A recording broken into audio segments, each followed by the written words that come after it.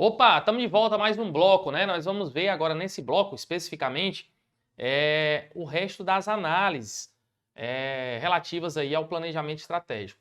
Nós vimos no bloco anterior o planejamento estratégico, algumas características e a análise SWOT. Aquela análise muito importante que é a análise de cenários, interno e externo, né? Mas nós temos mais duas ferramentas que são muito importantes, utilizadas na ideia do planejamento estratégico. Vamos para a próxima, que é a matriz Gucci. Vem comigo na tela então, olha só. Ainda falando sobre as ferramentas do planejamento estratégico, nós vamos entrar aqui na nossa querida matriz Gucci. Professor, o que é matriz Gucci, né? A matriz Gucci, inicialmente você precisa entender que ela é utilizada muitas vezes para escolha de projetos. Escolha de projetos, né? Para definições de problemas também estratégicos da empresa. Imagina uma empresa que ela é construtora de imóveis. Então ela vai construir os prédios lá, residencial, comercial, enfim. São projetos, porque o projeto tem um tempo, né, de permanência. Ele tem um começo, meio e um fim. Então construir o prédio tem um começo, meio e um fim de construção desse prédio. Isso é um projeto. Para isso a gente leva em consideração três variáveis. Então a gente tem aqui, ó, as variáveis da matriz Gucci. Quais são as variáveis da matriz Gucci? As variáveis da matriz Gucci são exatamente a gravidade, a urgência e a tendência. Então, a gente tem gravidade, urgência e tendência dentro da lógica da matriz Gucci. Gravidade, urgência e tendência ligada à ideia da escolha de projetos. Agora, a gente precisa saber o que é gravidade, né? Gravidade diz respeito aos impactos que aquele projeto vai provocar. Então, a gravidade está ligada aos impactos, né? Será que ele tem um impacto alto, ele tem um impacto baixo? Será que funciona de que forma, né? Como é que esse projeto vai impactar? Aí vem a lógica da gravidade. A urgência diz respeito ao tempo. Qual o tempo que aquele projeto ele demanda, né? Qual o tempo que a gente tem para poder fazer com que aquele projeto ele funcione de alguma forma? Tendência diz respeito à evolução. Será que esse projeto ele muda muito ao longo da execução desse projeto? Será que na hora que eu for construir lá aquele prédio, por exemplo, ele vai ter muita evolução, ele vai variar bastante daquilo que eu predeterminei? Será que ele demora muito tempo, pouco tempo? Quais são os impactos financeiros, o impacto ambiental, o impacto social daquele tipo de construção? Então aqui a gente não vai adentrar nesses aspectos porque a gente só precisa para a nossa prova entender a gravidade, a urgência e a tendência, essas análises básicas dessas variáveis específicas. Essas variáveis, elas são de alguma forma interrelacionadas, né? Elas se relacionam entre si, mas elas são interdependentes. Eu vou colocar isso aqui de vermelhinho, ó. Elas são interrelacionadas,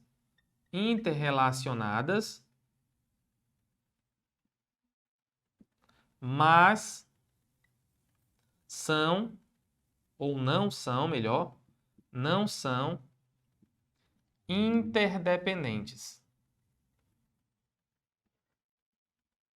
O que significa isso? Significa dizer que elas se relacionam entre si, mas elas não dependem uma da outra.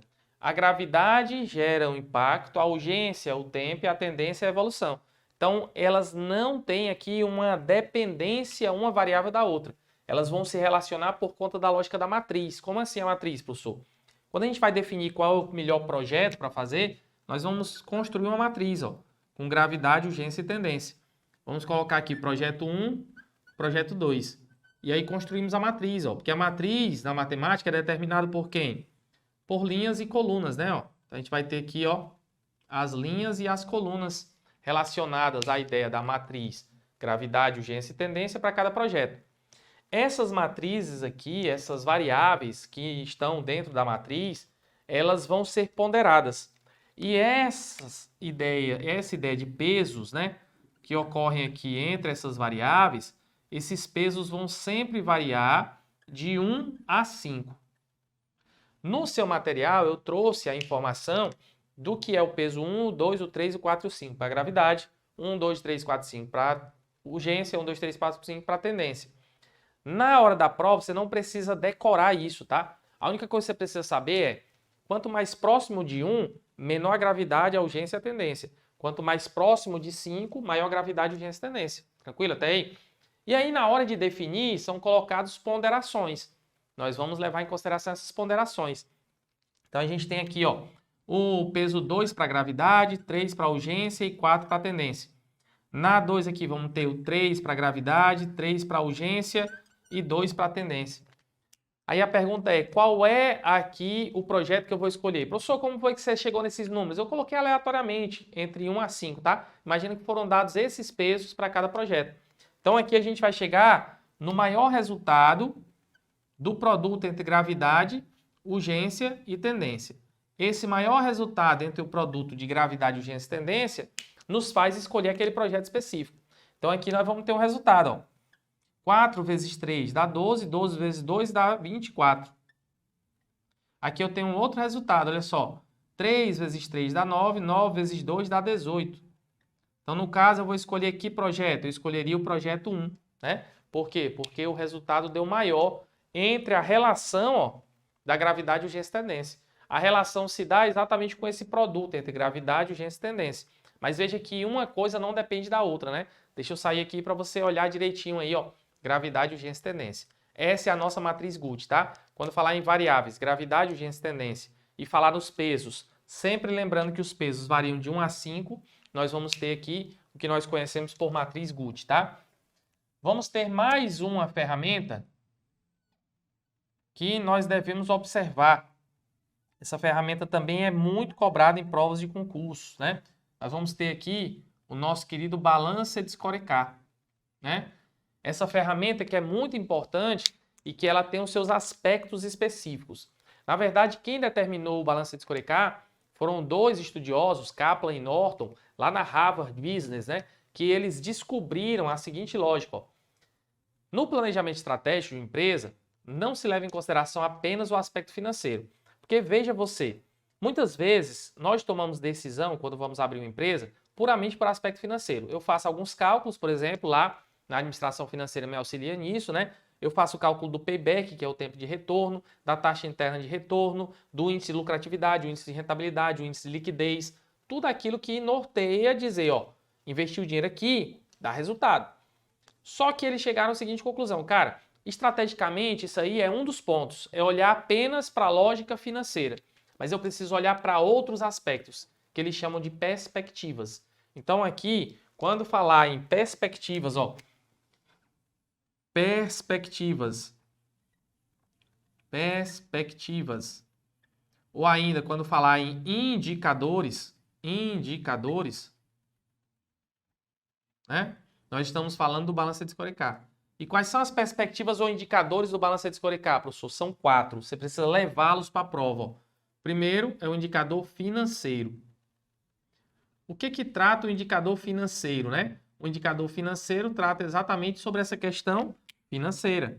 Então, o indicador financeiro vai trazer aspectos financeiros que nós vamos aqui observar para saber se realmente é bacana ou não investir naquele negócio, fazer aquele processo, aquele planejamento estratégico. Só que eles dizem que existem mais 3 perspectivas importantes a observar. Perspectiva clientes, que também é chamada de perspectiva mercadológica. Essa perspectiva clientes ou mercadológica, ela vai buscar o quê? Ela vai buscar a satisfação desse cliente. Olha a palavrinha, ó, satisfação. Ela vai buscar a necessidade desse mercado. Então, quando falar nas palavrinhas satisfação, necessidade, eu estou buscando atender a esse cliente. Então, esse cliente, especificamente, ele vai ser atendido através de quê? Da satisfação, da necessidade que eu consigo alcançar desse cliente, desse mercado. Só que tem um outro porém. Qual é a outra perspectiva? São os chamados processos internos.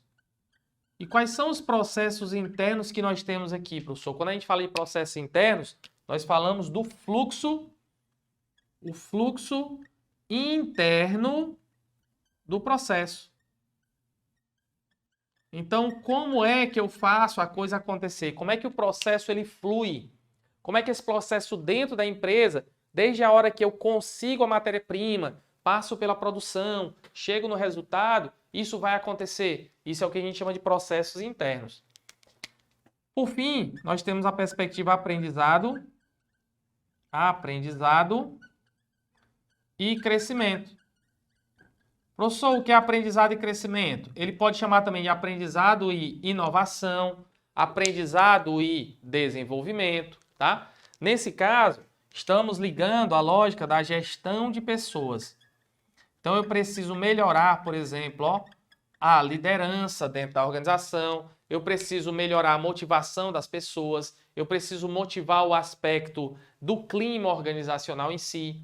Então, o Balancete Scorecard, ele vai tratar de 4 perspectivas, ó, 4 indicadores: financeiro, cliente, processos internos, aprendizado e crescimento. Você tem que levar os 4 para a prova, tranquilo? Então, muitas vezes ele vai entrar no que é a perspectiva, o que é financeiro, o que é cliente, o que é processo interno, o que é aprendizado e crescimento, ou simplesmente, muitas questões você vai resolver simplesmente sabendo os nomes. Ele vai dizer quais são as perspectivas do Balancete Scorecard. Você vai lá e marca o gabarito com aquele nome específico do que se refere à lógica das perspectivas do Balancete Scorecard. Perceba que as 3 ferramentas que eu trouxe para você até agora são 3 ferramentas que cada uma trabalha de uma forma diferente, né? A gente tem, por exemplo, a análise SWOT, que trata de ambientes interno e externo. São 2 ambientes, onde um eu tenho força e fraqueza, o outro eu tenho oportunidades e ameaças. A lógica da matriz Gucci eu trouxe para você aqui. Ela trata de variáveis, gravidade, urgência e tendência, que são relacionadas entre si, mas não são dependentes uma da outra, que a gente escolhe através de uma multiplicação entre elas. E, por último, eu trouxe uma ferramenta que é o Balancete Scorecard, que trata sobre perspectivas ou indicadores, e eu preciso levar essas perspectivas, esses indicadores para a nossa prova, para a gente poder garantir ali os pontos de Balancete Scorecard. Eu vou sair, então, para que você tire aquele print da tela, guarde a informação dessas 2 ferramentas aí, tá? Tanto a matriz Gucci como o Balancete Scorecard. E agora nós vamos partir para nosso material. Por quê? Porque eu quero que você me acompanhe na resolução de algumas questões. Para tornar didático aqui, eu trouxe nesse nosso material questões apenas da banca Sebrasp. Por quê? Porque o estilo é certo e errado. É mais rápido, mais prático, mais fácil. Nós vamos apenas apontando alguns pontos específicos, lembrando de alguns detalhes e resolvendo aí nossas questões com relação ao que está no material, beleza? Então acompanha aí no material, ó. Você tem algumas questões específicas da banca Sebrasp. Eu gostaria então que você começasse a acompanhar comigo. Vamos então começar a resolver as questões pelo nosso início, né? Pela questãozinha de número 1, beleza? O que diz a questão de número 1 aqui do Sebrasp? Vamos lá então. Questão número 1 diz assim: o processo administrativo se refere ao estabelecimento de rotinas de trabalho, deixa eu pegar aqui uma canetinha, rotinas de trabalho sistematicamente parametrizadas para gerenciar a eficiência produtiva nas organizações. Veja, o processo administrativo é o que a gente chama de PODC. O que foi que nós estudamos aqui, ó? Que o PODC ele acontece no nível estratégico, que o PODC acontece no nível tático ou gerencial e que o PODC acontece no nível operacional. Perfeito? Veja, quando eu estou no nível estratégico, eu estou pensando na alta cúpula da empresa, toda a empresa. Nível tático ou gerencial, departamentos. Nível operacional, eu estou pensando em situações padronizadas, cotidianas. Então, se existe PODC ali, aqui e lá, significa dizer que existe PODC em todos os pontos. Eu não posso especificar que o PODC é apenas numa visão geral, porque eu teria que dizer que é um pensamento estratégico. Eu não posso dizer que o PODC, o processo administrativo, ocorre somente de forma parametrizada, padronizada, porque eu teria que dizer que é operacional. Se eu disser que o PODC, que o processo administrativo funciona assim, eu preciso identificar que nível eu estou falando. E a questão não identifica o nível, percebam. Processo administrativo se refere ao estabelecimento de rotinas de trabalho. Rotina de trabalho está ligada a que nível? Operacional, né? Sistematicamente parametrizadas, ó, mais uma coisa que leva ao operacional, para gerar eficiência produtiva nas organizações. O item está errado porque ele não citou em momento algum sobre a lógica de operacional, tá? Vamos para a questão 2. Na gestão de organizações, a programação de quem deve executar determinadas tarefas dentro de determinado prazo é a atividade típica da função organização, aquela base, né? Veja só, ele está dizendo, ó, programação de quem deve executar determinadas tarefas dentro de determinado prazo. Execução diz respeito ao planejar, ao organizar, ao dirigir ou ao controlar? ao dirigir, professor. É direção, execução é direção. Então não tem nada a ver com organização. Mais um itemzinho errado aí para nossa conta, beleza? Vamos para frente, vamos lá? Vamos para a questãozinha de número 3, ó. Entre as medidas para desempenho na administração pública, destaca-se a eficiência, que assim como no setor privado, refere-se ao melhor uso possível dos recursos disponíveis para o alcance dos objetivos organizacionais, que em ambos os casos se refere à produtividade. Veja, esse é um ponto em que nós ainda não colocamos aqui a informação. Então, eu vou trazer agora para você. A nossa aula se referiu ao planejamento estratégico, correto? Beleza. Então, a gente estudou aqui as funções, vimos o planejamento e especialmente o planejamento estratégico. Mas, dentro do PODC, ó, quando você planeja, organiza, dirige e você controla, esse controle, ele busca o quê? Ó? A avaliação de desempenho. Que isso está também no seu material, tá? Eu trouxe aí para você porque isso muitas vezes se refere a essa questão base, né? Então, o que é a avaliação de desempenho? A avaliação de desempenho busca 3 coisas fundamentais: a eficiência, a eficácia e a efetividade. Né? Quando a gente fala de eficiência, a gente está falando de quê? Ó? Falou em eficiência, a gente está falando do melhor uso dos recursos. Melhor uso dos recursos. Então, se eu estou usando melhor os recursos, eu estou usando melhor a mão de obra, a tecnologia, a matéria-prima, eu estou sendo eficiente. Significa dizer que eu estou avaliando os meios, aquilo que eu estou usando nos meios. Isso é a lógica de eficiência, tá? Então, a empresa ser eficiente é reduzir custos, usar melhor energia, usar melhor o tempo, usar melhor a mão de obra, usar melhor a matéria-prima. Isso é ser eficiente. Mas isso não quer dizer que eu vou atingir o resultado. Porque atingir o resultado é uma outra avaliação, é a eficácia. Quando a gente fala de atingir resultados, a gente está falando de eficácia. Então, a eficácia está ligada a quem? Está ligada aos fins e não aos meios. Ah, professor, então para ser eficaz eu preciso ser eficiente. Não obrigatoriamente. Eu posso, por exemplo, gastar muita mão de obra, muito dinheiro, muita matéria-prima e chegar na produção de 1000 pares de sapatos que eu queria no início. Então eu fui eficaz, mas não fui eficiente.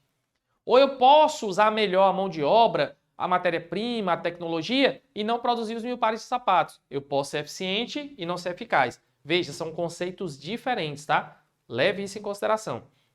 Efetividade está ligado à mudança de realidade. Então, a efetividade está ligada à mudança real. Essa mudança de realidade está ligada aos impactos que aquilo provoca. Então, quais foram os impactos provocados? Ó, eu produzi os 1000 pares de sapatos e por produzir 1000 pares o tempo todo, por ser eficaz o tempo todo, eu consegui agora mudar o nível do setor que eu estou aqui colocado, que é o setor calçadista. Eu, ao invés de vender somente o produto para dentro de casa, agora eu virei um exportador. Eu mudei minha realidade. Eu fui efetivo. Tranquilo até aí? Beleza? Volta na questão então. Vamos ver então a questão. Mas antes, tira o print, né? Deixa eu sair aqui para a galera tirar o print. Tirou o print aí? Beleza. Volta para cá. Vamos lá na questão. Questão diz o seguinte, ó. Questão 3. Entre as medidas para o desempenho da administração pública, destaca-se a eficiência, que assim como no setor privado, refere-se ao melhor uso dos possíveis recursos. Até aí tá certo, né? Disponíveis para alcance dos resultados. Opa, já errou. Porque alcance dos resultados é eficácia. Olha só como as palavrinhas nos ajudam demais, né? Ó, beleza, o item 3 é um item errado. Vamos para o item 4, vamos lá. Ó. O conceito de eficácia possui ênfase nos métodos e procedimentos, enquanto de eficiência dá enfoque ao alcance dos resultados. É exatamente o oposto, né? Ó. Alcance dos resultados é eficácia, métodos e procedimentos é eficiência. O item 4 também é um item errado. Vamos para 5, vamos lá. 5 diz assim, ó. O planejamento estratégico possui extensão temporal de longo prazo, até aí beleza. E é micro-orientado, com o objetivo de abordar detalhes relativos a tarefas. Tarefas está ligada ao operacional. Micro-orientado não tem nada a ver com estratégico, ele é macro-orientado, portanto o item também está errado. Vamos para 6. Vários fatores podem afetar o sucesso do plano estratégico a ser implantado na organização. tais como garantir orçamento para as ações críticas com fulcro a atingir o desempenho estratégico pretendido, assim como estabelecer políticas e procedimentos adequados para as estratégias planejadas. O item está certinho. Tudo isso pode levar a um bom planejamento estratégico. Questãozinha de número 7, né? Ó. Em se tratando dos elementos do planejamento estratégico de uma organização, é correto afirmar que o propósito de controlar e contribuir para o aprimoramento da gestão dos recursos em benefício da sociedade e o de ser uma instituição essencial no controle da gestão dos recursos públicos refere-se respectivamente à missão e à visão de futuro. Então ele quer controlar e contribuir para o aprimoramento da gestão dos recursos públicos em benefício da sociedade e ser uma instituição essencial no controle. Veja que a missão é a razão de ser. Razão de ser. Né? E a visão é onde quer chegar. Ó. Onde quer chegar. Vamos ler e vamos ver se realmente ele diz isso. Ó. Vamos lá. Controlar e contribuir para o aprimoramento da gestão. Deixa eu pegar aqui uma corzinha amarela. Controlar e contribuir para o aprimoramento da gestão dos recursos públicos em benefício da sociedade. Seria uma razão de ser, sim ou não? Seria uma missão? Sim, professor, seria uma missão. Maravilha. Você consegue perceber que ser uma instituição essencial no controle da gestão dos recursos públicos, ou seja, ele está detalhando que ele vai no controle da gestão dos recursos públicos. E ele quer ser, ele quer chegar em algum local? Sim ou não? Sim. Isso é visão? Sim ou não? Sim, isso é visão. Portanto, o item aqui está corretinho. Beleza? Vamos para a questão de número 8. Ó. A análise SWOT oferece ao time gerencial uma visão abrangente sobre as oportunidades e negócios para a organização. Veja, eu consigo ter uma visão abrangente das oportunidades de algo que eu não tenho controle. Vamos lembrar que o que eu tenho controle é força e fraqueza. Está dentro da organização. Se eu não consigo pegar a força e fraqueza de forma fácil, imagine a oportunidade e ameaça. Eu tenho uma visão clara das oportunidades e das ameaças? Não, né? Então o item aqui é um item errado. Vamos para a questãozinha de número 9. Vamos lá. Por meio da análise SWOT, é possível analisar o ambiente externo à organização mediante identificação de oportunidades e ameaças. Certinho. É isso que a gente analisa, né? Questão 10. Em um processo de gestão de desempenho, os indicadores de performance devem ser definidos a partir da compreensão dos colaboradores acerca dos impactos de suas atividades nos resultados organizacionais. Veja só, o que são os indicadores de performance, né? Os indicadores de performance mostram exatamente o desempenho, que a gente acabou de falar, eficiência, eficácia, efetividade. Devem ser definidos a partir da compreensão dos colaboradores acerca dos impactos de sua atividade. O que é impacto? O impacto diz respeito apenas à efetividade. É somente nesse sentido que a gente vai para a performance? Não, né? Eu tenho eficiência e eficácia também. O item 10 é um item errado. Vamos para 11. Para a definição da urgência com que os problemas de um processo devem ser tratados, é adequado o uso da matriz Guth, a qual possibilita a atribuição de pontuação. Vamos lembrar que essa pontuação vai de 1 a 5, não é isso? Ó? Para a gravidade, a urgência e a tendência de agravamento das situações. O item está certinho. Vamos para 12. Vamos lá. Mais questõezinhas chegando aí. Ó. Questão 12 diz assim. Ó. A estratégia de diversificar produtos e de expandir mercados é decidida em nível tático. Ó. Eu quero diversificar produtos e expandir mercado. Eu tomo essa decisão no nível estratégico, no nível tático ou gerencial, que é o departamento, ou no nível operacional. Eu tomo essa decisão no nível estratégico. Ó. Diversificar produtos, expandir mercado, não tem nada a ver com o nível tático. Não preciso nem continuar a leitura. O item está errado. 13. No balanço Edescorcal, BSC, aspectos como liderança e capital da informação. O que é capital da informação? É o conhecimento, né? Ó. Liderança. São tratados nas perspectivas de aprendizado e crescimento. É no aprendizado e crescimento que trata de gestão de pessoas, sim ou não? Sim, professor. Então o item está certinho. Vamos para a questão 14. Considerada a metodologia de planejamento do balanço Edescorcal, BSC, é correto afirmar que o objetivo estratégico é promover a celeridade processual e de intensificar ações de política de gestão de pessoas. Então aqui, ó, celeridade processual seria processos internos e gestão de pessoas seria o quê? Aprendizado e crescimento. crescimento. Né? E o do conhecimento corresponde respectivamente a perspectivas de mercado, não é mercado, e aprendizado e crescimento. Aqui está certo, mas o mercado está errado, porque mercado diz respeito a cliente, portanto o gabarito 14 é errado. Questão 15, ó. O planejamento estratégico fortemente integrado aos planejamentos táticos, né?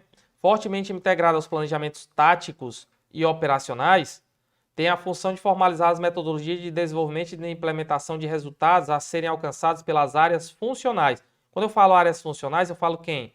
Eu falo departamentos. Departamentos não está ligado ao nível estratégico, portanto o item está errado. Departamento está ligado somente ao nível tático. 16. No planejamento operacional, ó, os planos que estabelecem os métodos são denominados procedimentos. Procedimento operacional padrão. Lembra que a gente tem lá um tal de POP, né? Ó? Tá? Enquanto os que estabelecem comportamentos são chamados de regulamentos. Certinho. O item também está correto. Aqui, nessa questão 16, a gente acaba encerrando essa parte, né, desses assuntos específicos relativos às funções e ao planejamento estratégico. Nos vemos então no próximo momento. Bons estudos e até lá. Valeu!